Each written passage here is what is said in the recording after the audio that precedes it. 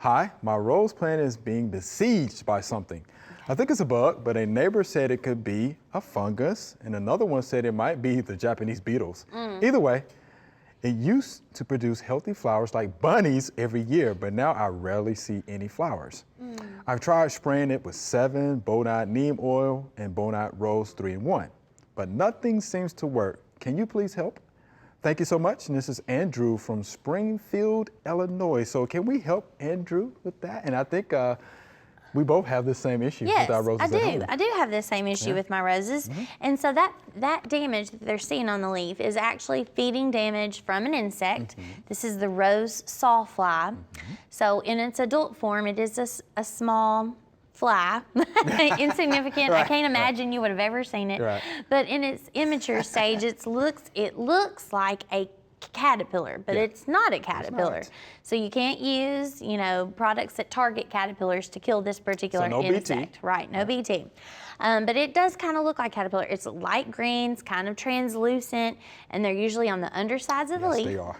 And their mouths are so small. They're a chewing insect, but they're so small that they can't bite all the way through the leaf right on the front end. So they scrape off the under surface of the leaf and leave a little translucent layer on the top. And so we call that window painting. It looks like they've made a cute little window pane. But then after a while, say you get a rain or the wind's blowing, those window panes are gonna fall out. And so then, yes, you do have a complete hole that might be reminiscent of feeding damage from some other kind of insect.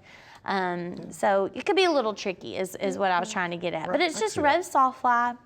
They're not really gonna affect the overall health of your plant, not gonna cause death. I would say if you have reduced flowering, I would look and see if, do you have different light in that area than you used to? Have the plants around it matured so that you're getting less light?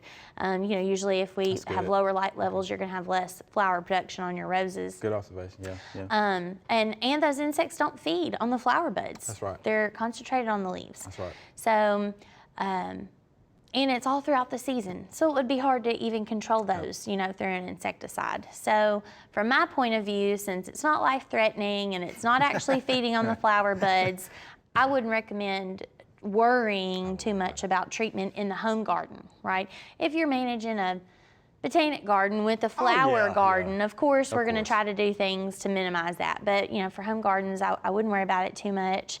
And I would just check on some of those other things. Make sure it's not competing with other plants around it for nutrients.